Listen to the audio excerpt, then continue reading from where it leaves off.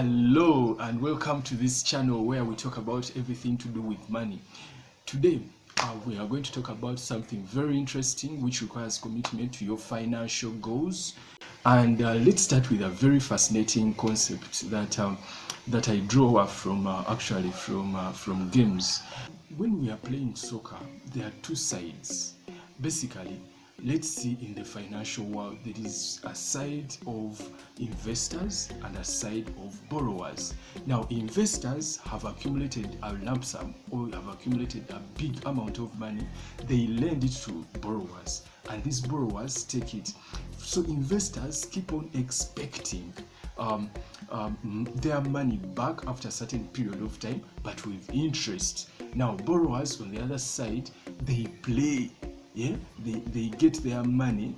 They play by getting their money from investors. They go hustle, work hard, and then they bring back the money after that given period of time with interest. So they pay the interest. Investors receive the interest. Now, I know that some of us in the financial world are actually playing on one of the sides. Yeah, you can choose to play on any side, but I'm also very pained. Something pains me when I see that people are not free to play on any side that they may want.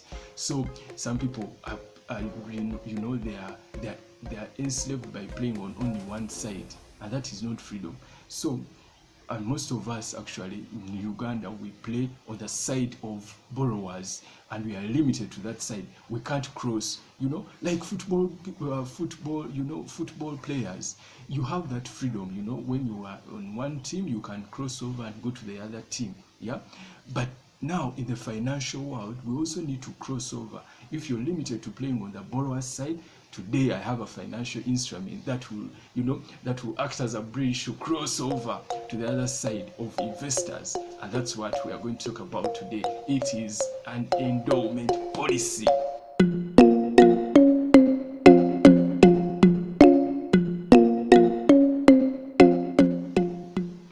So, first things first, what is an endowment policy? Now, an endowment policy is a financial instrument. Actually, it is a life assurance contract. The technical word there is life assurance.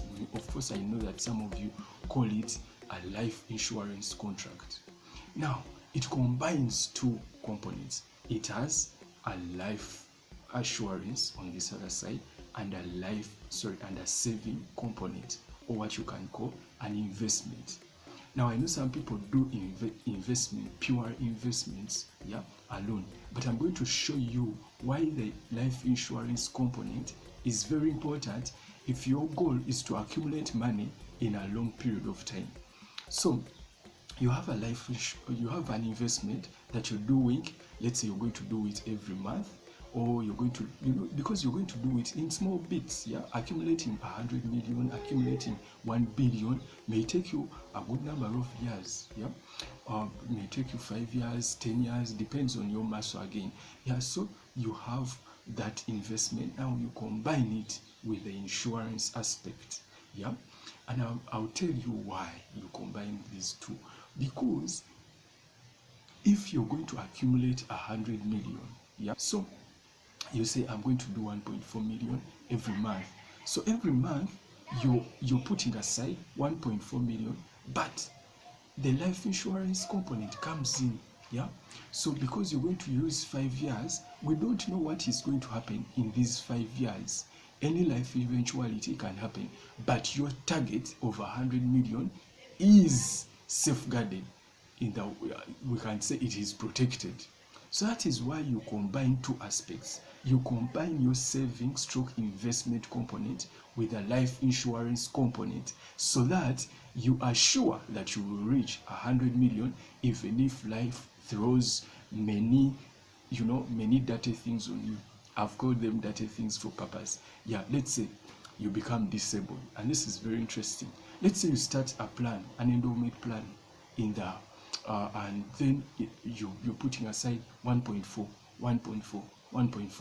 and 7 months down the road, you become disabled, permanently disabled, and you can't pay.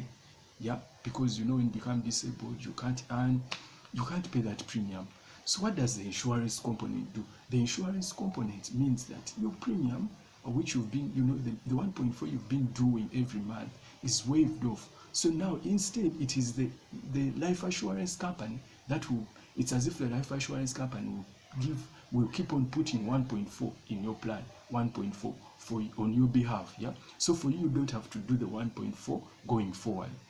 That is the insurance aspect that is attached to that endowment plans. And that's why endowment plans are very, very powerful. It's a very powerful financial instrument that guarantees that you will reach your target.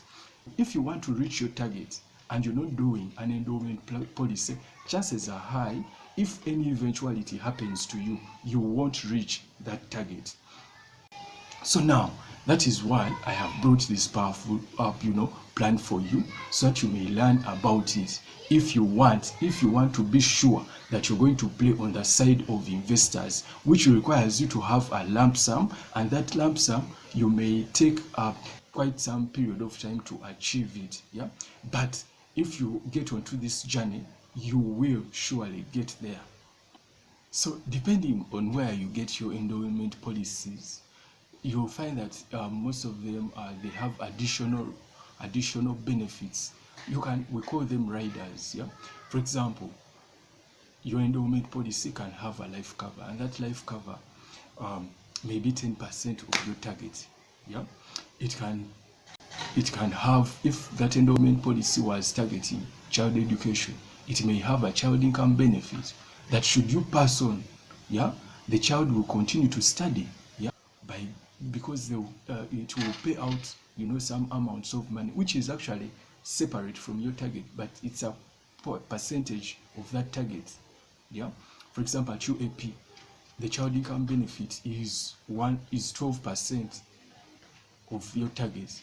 Were you targeting 100 million and then you pass on in between there, let's say after 7 months, your children will receive 10 million, 12 million every year to keep on studying. And then even after the 5 years which you were looking at, they receive that lump sum. They receive that 100 million which you were targeting. You see? So endowment policies have that power to give you protection. Yeah? And yet you're busy saving, in small bits which you can manage. Yeah? And of course, if let's say you wanted 100 million and 1.4 is very small, is very big for you, you can stretch that period to 7 years, to 10 years, where you'll be paying roughly 600. So it's up to you really. So when you want an endowment policy, you sit down with your financial advisor and then you structure a policy which you can manage. So go for a premium that you can manage, yeah, in a small bit. So if you can't manage 1.4, stretch it. Stretch the period of time to probably 7 years and you pay a lesser amount. Stretch it to 10 years and you pay 600, less amount. If you don't want to increase the time, then reduce the target so that you can manage that money which you have to pay every that in the given period of time. Yeah, every month, yeah, every quarter. By the way, also they have those options of paying. You can say I'm going to pay once in a year. And many of the policies that where you're paying once in a year, you receive discounts. Yeah, you receive discounts. So structure what you can manage and be committed to it, because these endowment policies require commitment. But that commitment comes from the fact that you've structured what you can manage. Don't give up the financial targets, yeah, because you can't, you fail to, you fail to decide on the commitment. Yeah, commit and you achieve. People who achieve, who go greater heights, actually are committed to reaching those greater heights. So I would like to encourage you to take up an endowment policy, as your long-term financial plan, and you will be happy and you'll be grateful after that period of time. Otherwise, I want to wish you a very blessed day and thank you for watching.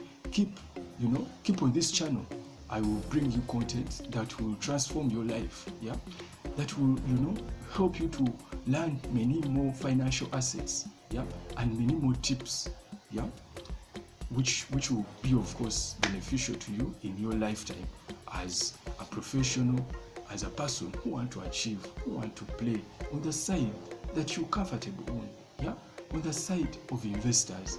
And if you want to play on the side of borrowers, it's okay. It's up to you. See you. Have a blessed day.